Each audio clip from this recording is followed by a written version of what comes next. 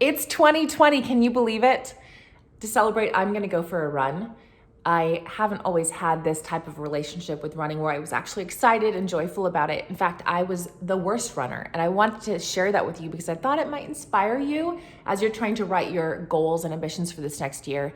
If you own a business or whether you're a person working at a job and you've got goals for you and yourself and your family, you can sometimes look back on past goals and feel like, oh my gosh, I created those last year. I never accomplished them. I don't feel encouraged. I don't feel like setting new goals. Like, what went wrong? And I think it's good to get a different perspective for 2020 so that you're sure to accomplish the goals that you set. And when I was running a long time ago and I was bad at it, I felt bad at it. I would go for a run, maybe I would try to hit a mile, and I would be exhausted before I even finish it. Like at the half mile mark, I would feel so drained and so tired. My face would be all red, I'd be all sweaty.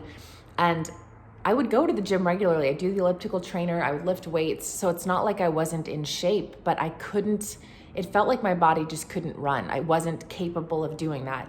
And so I ended up meeting a friend who was incredibly in shape, and he was a Navy SEAL, and which is the penultimate of fitness. And so I shared with him my insecurities and said, I just can't run. I can run a half mile, that's about it.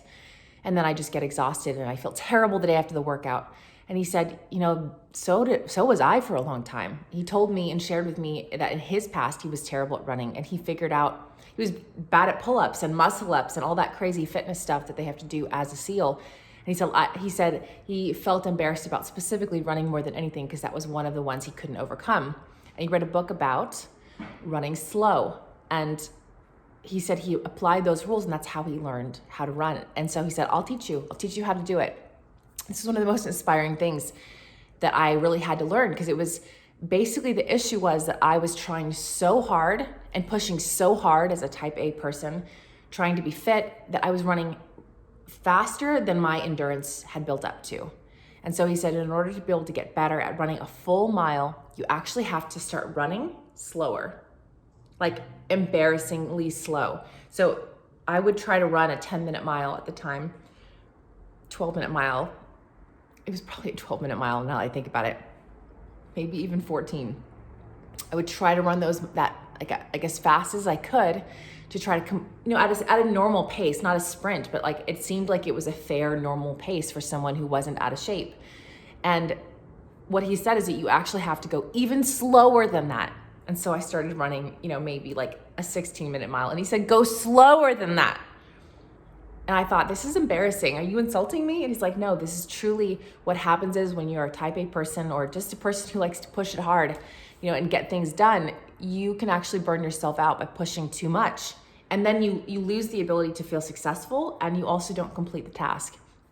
So the short of it, to get to the point, is that when I started running slow, like a 15, 18, 20-minute mile, but I was able to run the full mile to completion. And the next day, we would take a break. So 2 days after that, we started running again, and I was able to go a little bit further. The day after that, I was able to go a little bit further at that super slow pace. And so eventually I was able to run 5 miles.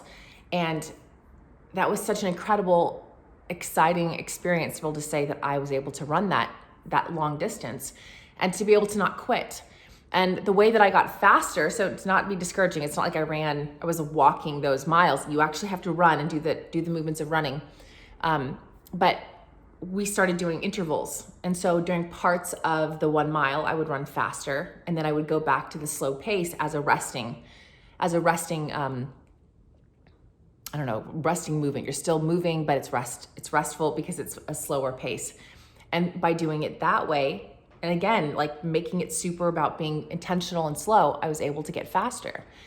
And so if you could apply this to your life and think for yourself where you might have goals and ambitions that you're trying to accomplish that you have not yet accomplished, that you feel very discouraged about, and you think, I'm just a failure, I can't figure it out, why can't I accomplish this thing? Maybe the issue is that you have too large of goals that haven't been broken down into digestible, accomplishable, easy tasks. Because the truth of the matter is, to get to point A, your end goal, you have to use a lot more momentum than you actually think that you do. You need to push the envelope. You need to do certain things that you probably haven't even thought through yet. And sometimes the issue is that you're pushing too hard. You're actually not allowing things to go slow so that you can build up and scale up in a natural pace so that you don't burn yourself out. So that is how I learned how to run, is by actually slowing down, breaking down my goals into its smallest accomplishable piece, and only focusing on conquering that and giving myself lots of time to do it, going slow. So I hope that encourages you, because as you make your goals, if there's anything out there that you would like to accomplish, I'd love to hear what it is. You can leave a comment in the notes below, and I hope that you accomplish your goals. That's what I was hoping sharing this little piece would do, is help you to get there. So I'm gonna go for a run. I hope you have a great year and a great January and a great day, and I can't wait to talk to you at another time.